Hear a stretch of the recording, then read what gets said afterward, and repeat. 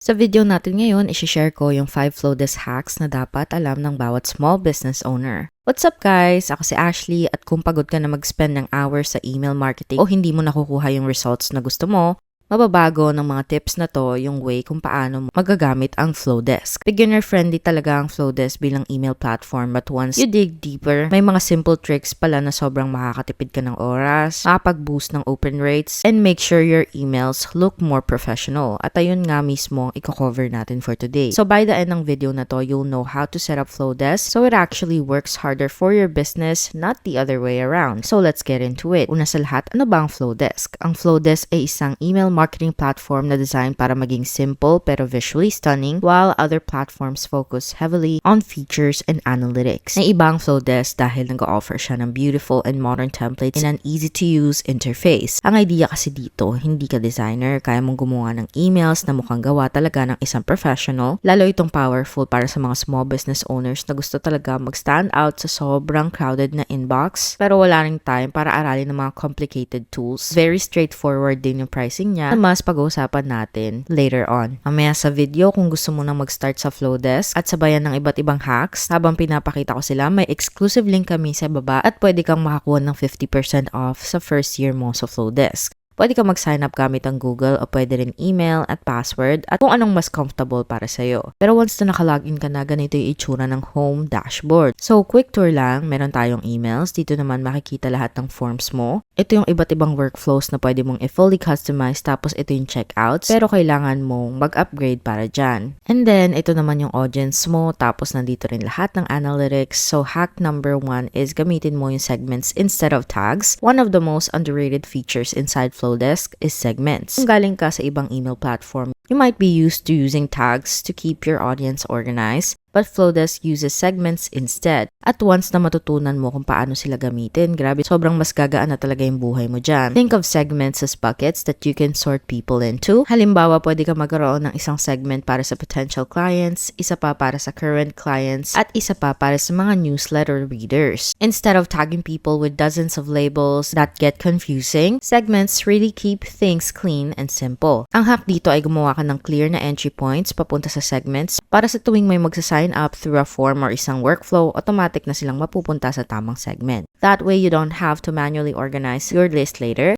Kapag nagawa mo na to ng maayos, lagi mong alam kung sino exactly yung kausap mo. When you send an email, may iwasan mo yung gulo na dulot ng pagmamanage ng endless tags. A lot of my tags come from lead magnets, so if you go to forms tapos pasok ka dito at i-click mo yung add into a form, bawat form na ginawa ko, sinisigurado kong napupunta sila sa mga segments na gusto ko.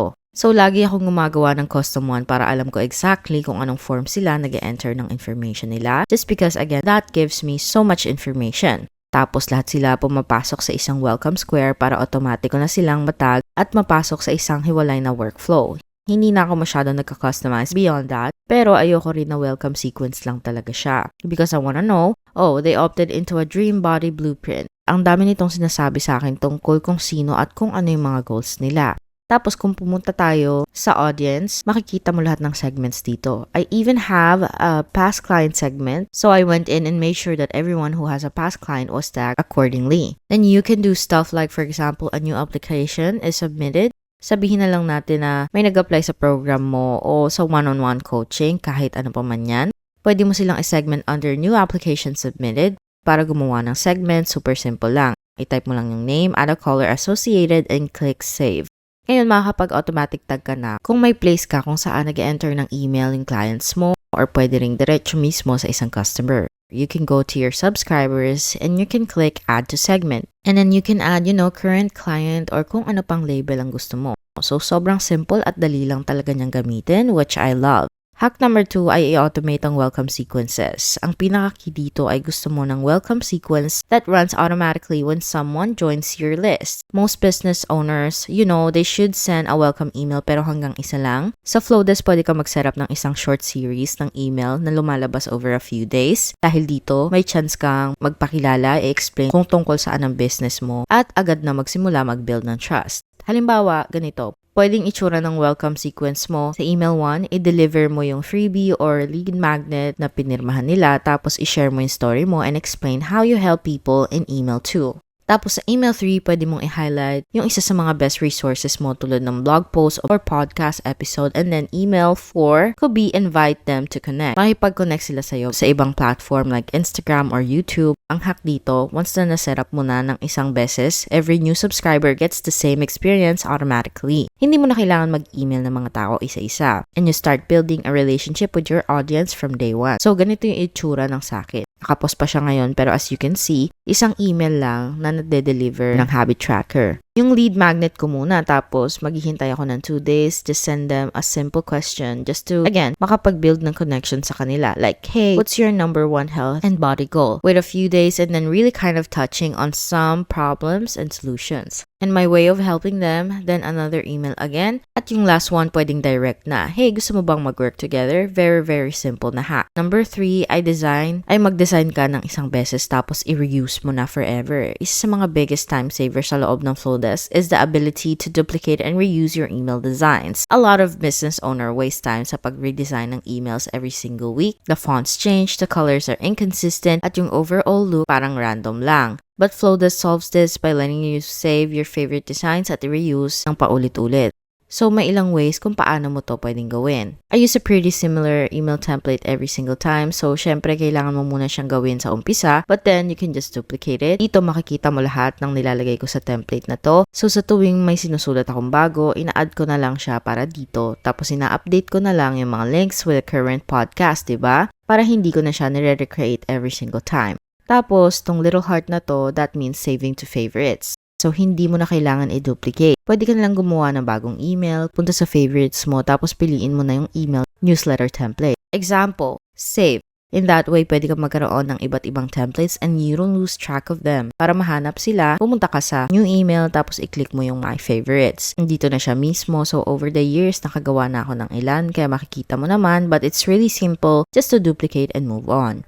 Hack number 4 is to optimize for mobile readers. More than half ng emails ay binubuksan sa phone. So, kung maganda siya sa desktop pero pangit o clunky sa phone, talagang nawawalan ka na ng readers. May built-in mobile preview ang Flowdesk, but the hack is to always check it before hitting send. Ito yung ilang quick tips. Panatiling maikse ang mga paragraphs para madaling basahin kahit na maliit ang screen. Use larger font sizes so readers don't have to zoom in. Gawing malaki at malinaw mga buttons para madaling itap. Iwasan ninyo sobrang daming images na nakastack sa isa't isa kasi bumabagal ang loading time. Kapag mobile first ang design mo, your emails look good for everyone kahit anong device pa yung gamit nila. All you have to do is click yung mobile preview at makikita mo na maayos namang nagfi-fit yung lahat doon. Isa pang ina-adjust ko ay yung padding. So, kung i-click mo yung segment tapos punta ka sa block, then padding, makikita mo na naka-10 siya sa bawat side at ginawa ko yan specifically para sa mobile. Kasi kapag masyadong malapad yung paragraphs mo, sobrang dali nang basahin sa laptop. Pero pagdating sa phone, kailangan pa nilang mag-zoom in and then scroll over to see the rest of the line. Gusto ko talagang siguraduhin na medyo makitid lang lahat para okay siya sa phone. Honestly, pwede ko pa sigurong ilapit ng konti yung margins para mas maging madali pa. Pero so far, it's been working so fine.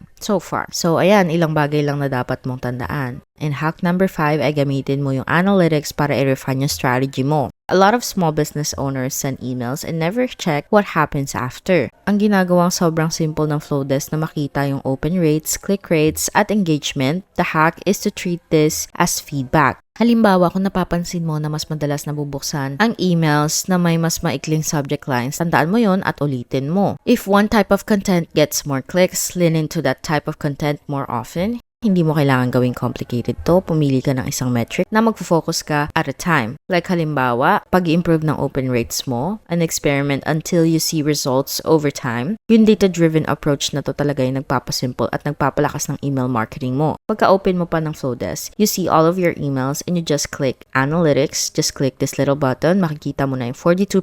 Open rate at 0.6% click rate. Pwede kang pumasok dito at tignan yung details ng email na to, diba? So, sobrang dali lang pumasok dito at makakuha ng quick glance. Tapos, pwede ka rin punta dito sa analytics para makita mo lahat ng subscribers mo at a glance din.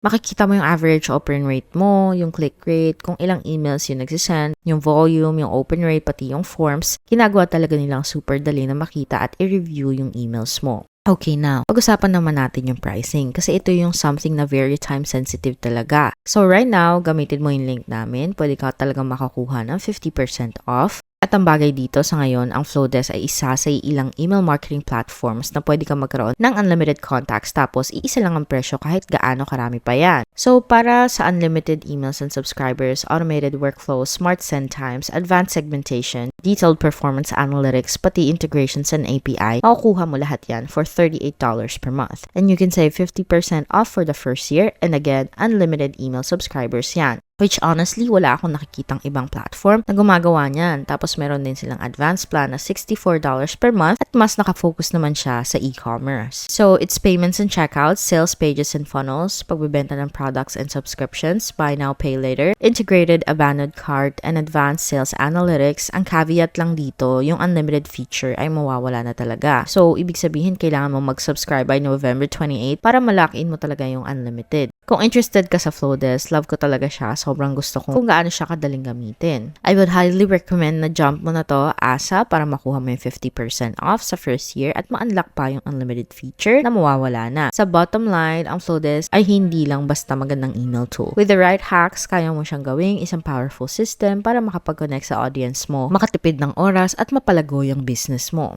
Segments are gonna keep you organized, welcome sequences are gonna build trust automatically, yung reusable designs ang magsasave sa'yo ng oras, and mobile optimization makes your emails so much easier to read. And of course, analytics give you that feedback you need to improve. Kapag pinagsama-sama mo lahat yan, kumpleto na ang kailangan mo para magpatakbo ng effective na email marketing. As a side note, alam ko kung gaano ka-overwhelming yung email marketing, lalo na kapag nagsisimula ka pa lang between writing content, designing the emails, and figuring out what to say. It's really easy to get stuck. But the truth is, you don't have to make it complicated. With Flowdesk at lalo na gamit mo tong hacks na to, kaya mong gumawa ng emails na mukhang professional. Makakapag-connect ka sa audience mo at talagang makakuha ng results. Kaya kung gusto mong subukan yourself at makapag-save ng 50% off sa first year, lalo na bago mawala yung unlimited pricing, nasa baba lang yung link. Gusto ko lang bagutin na affiliate links to, which means pwede kaming kumita ng maliit na commission pero wala namang extra cost from you. So if you do choose to use our links, gusto ko lang mag-thank you in advance sa pagsuporta mo sa channel namin. Ang channel na to ay dedicated sa pagtulong sa mga entrepreneur at small business owners na makahanap ng smart na ways para mag-grow online. So don't forget to like this video and subscribe to the channel. And leave any comments or questions below. We'd love to hear from you. Maraming salamat sa panonood at kita-kits sa susunod na video.